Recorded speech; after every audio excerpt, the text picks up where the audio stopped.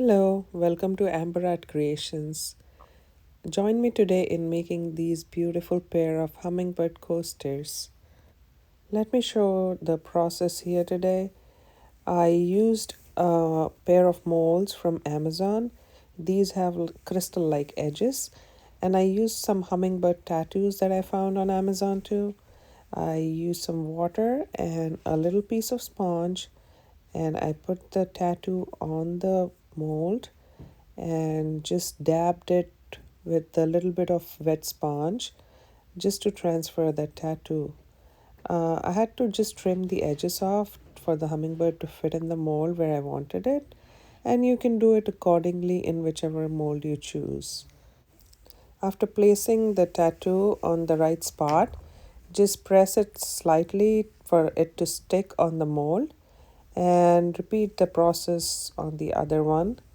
I used two different colored hummingbirds just to give it a little twist, and you can see me repeating the process again.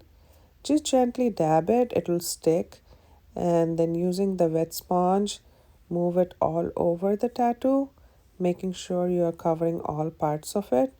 And just be careful that you don't move that paper. And while you're wetting the paper, just press it down slightly, so that helps with the transferring the tattoo on the mold.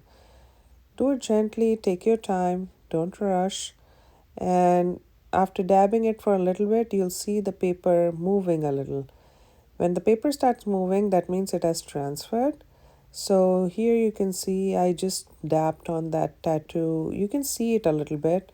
So you can dab on it just to make sure that it's transferred nicely and gently lift the paper off. Repeat on the same side, and there you go. You have both the hummingbirds. I just used that sponge because if you see the first picture, it had a little number on the bottom and I forgot to cut it off, and that transferred as well. So I just took it off, and here I'm just checking out how it looks. This was my first time using tattoos in molds. So, well, it turned out good. They were a little sticky, but we're going to cover them with resin anyway.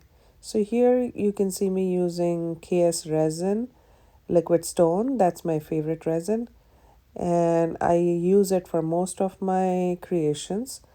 It's not a paid video, I just love their resin. Although I'm an affiliate for them, so if you want, I can put a link below and you can get the same resin. And I also have a discount code if you want to use and save some dollars.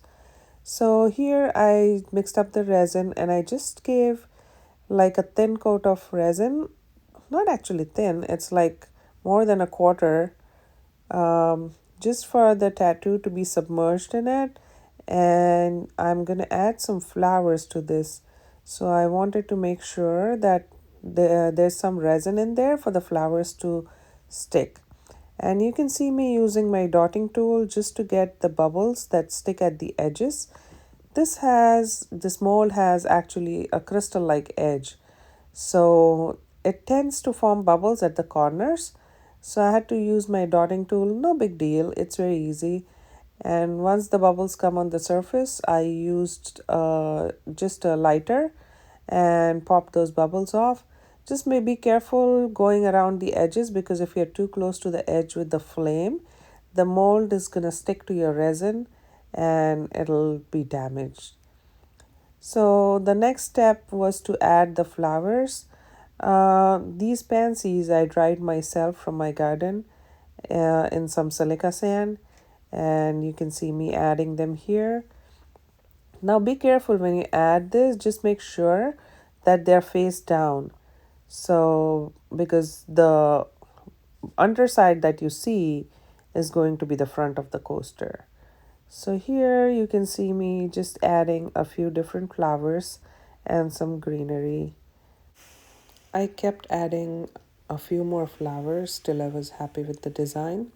You'll see me adding a flower here and then turning it over because I wanted to dip it in resin and then flip it over so there is no more air bubbles on the front.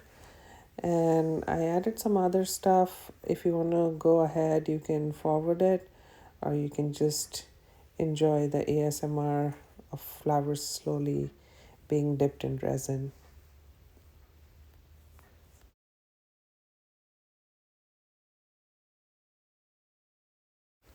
When I was done adding everything, I used a lighter to pop any bubbles that surfaced while adding the flowers.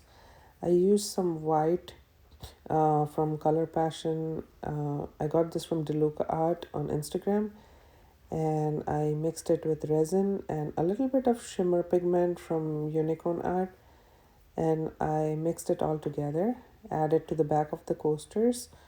I wanted them to be white on the back so the hummingbirds and the flowers could pop a little. So I filled the mold right up to the brim to give it a nice thick finish. I let these coasters cure for 24 hours, and the next day I demolded them. Here you'll see the first coaster, and let's see how it turns out. Look at that. And it looks so pretty. Let's go with the other one. Yeah, the same process. And look at the edges. They give it like a nice classy look because of that crystal edge. This is a beautiful coaster. You know what? When you touch the tattoo on the front, it's still a little bit sticky. And I like to give it a top coat. I usually top coat my pieces for that nice glossy finish. So here you'll see how I do my top coat. I usually don't show this in my videos, but a lot of people asked me how I do this, and I decided to include it in here.